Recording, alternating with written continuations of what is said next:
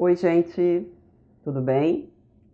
Bom, na semana passada, depois que eu fiz aquele vídeo, algumas pessoas entraram em contato comigo, né, os meus amigos, as pessoas que têm meu celular, e ficaram questionando muito a respeito da responsabilidade, o que que implica em você ser uma empresa, já que eu fiquei falando nisso, né, das vantagens. Aí falaram, Marta, Nilba, e a responsabilidade, como é que fica? Bom, então nós temos que ter uma coisa em mente. Quando eu falo com vocês para a gente ser uma pessoa jurídica, eu penso sempre em eu sozinha, né? Porque eu não sei se é o meu jeito de ser, mas eu gosto de trabalhar só. Eu não gosto de dividir responsabilidade com outra pessoa, porque você não conhece a pessoa. Então, quando eu penso em trabalhar sozinha, você tem que ver que a lei, ela existe para proteger as pessoas de um modo geral. Então, você, quando trabalha sozinho, as pessoas já te olham assim com mais olhos de cuidado, de cautela. Por isso, nós que trabalhamos sós, a gente tem a responsabilidade com os nossos clientes e com a questão tributária, ou seja, débito que a gente venha a ter com a Receita, com o fisco de modo geral, né? Ela é ilimitada. Ou seja, o patrimônio da empresa e o meu respondem integralmente pelas dívidas que eu tiver, tá? Então, se o patrimônio de primeiro vai no patrimônio da empresa, acabou o patrimônio da empresa, mas ainda tem um restinho lá de dívida a pagar, vai no meu patrimônio, da pessoa física. Não interessa se eu tenho CNPJ, vai no meu patrimônio também. Se você não quer trabalhar sozinho, então eu te aconselho a você ir para uma limitada, a limitada comum. Aquela antiga que a gente conhece, do decreto lá de 1919, aquele bem velho, é para aquela que a gente tem que ir, para aquela tradicional, onde a responsabilidade de cada sócio é limitada ao capital que cada um assumiu. Um tem 30%, outro tem 70%, desde que dê 100% no total, a gente vai se arrumando aí. Só que para acabar com esse problema que tinha, muita gente, a gente via em contrato social, uma pessoa tinha 99%, a outra tinha 1% só de cota.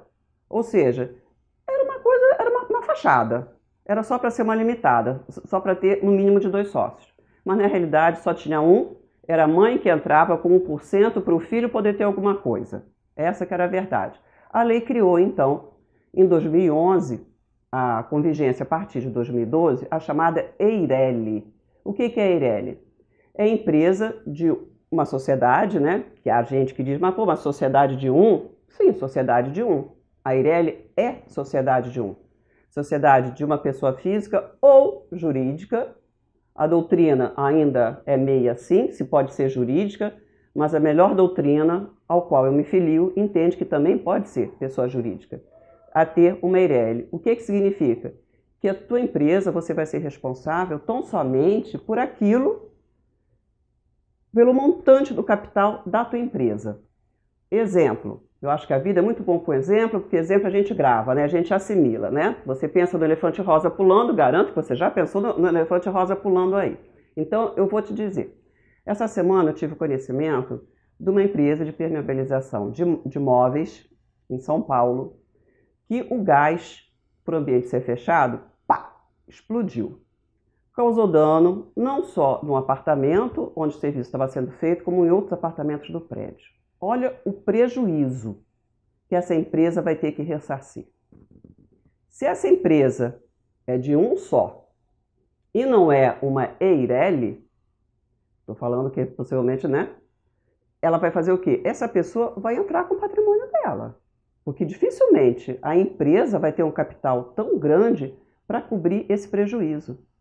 Se é uma EIRELI ou uma limitada, morreu ali.